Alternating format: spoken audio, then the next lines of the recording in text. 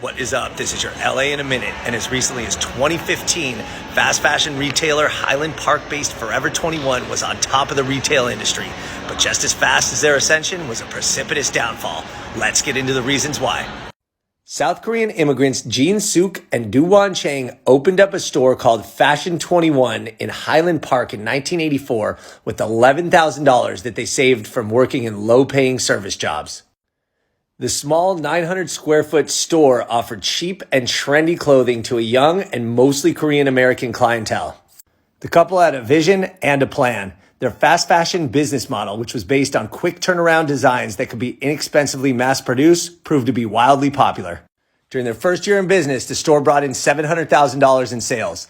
As it turned out, Jin Suk, who was a hairdresser in South Korea, had a knack for spotting trends that were easy to copy.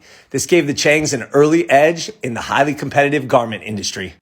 Fashion 21 was filled with inexpensive clothing made by Korean American manufacturers in Los Angeles. Every item in the store was hand-chosen by Jin Suk.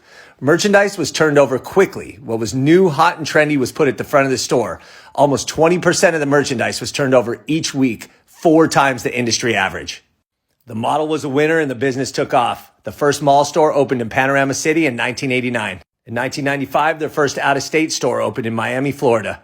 By 2001, they had their first international store in Canada. Here's the grand opening.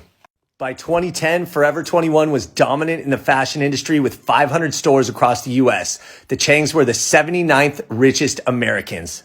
By 2015, global sales peaked at $4.4 billion, with stores occupying enormous spaces in malls across America, including this humongous location in Times Square.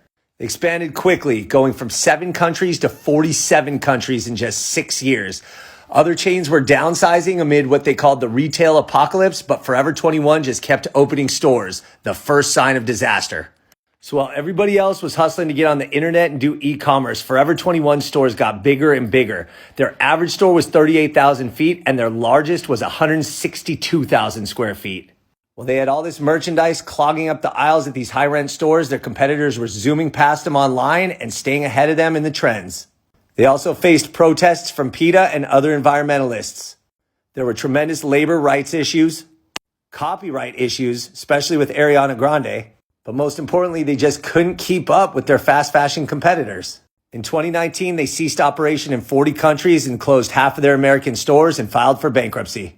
In February 2020, Simon Property Group and Brookfield Properties bought them out for $81 million. Though the chain is still around, nothing lasts forever, not even if it's from LA. All right, LA, it's been a minute.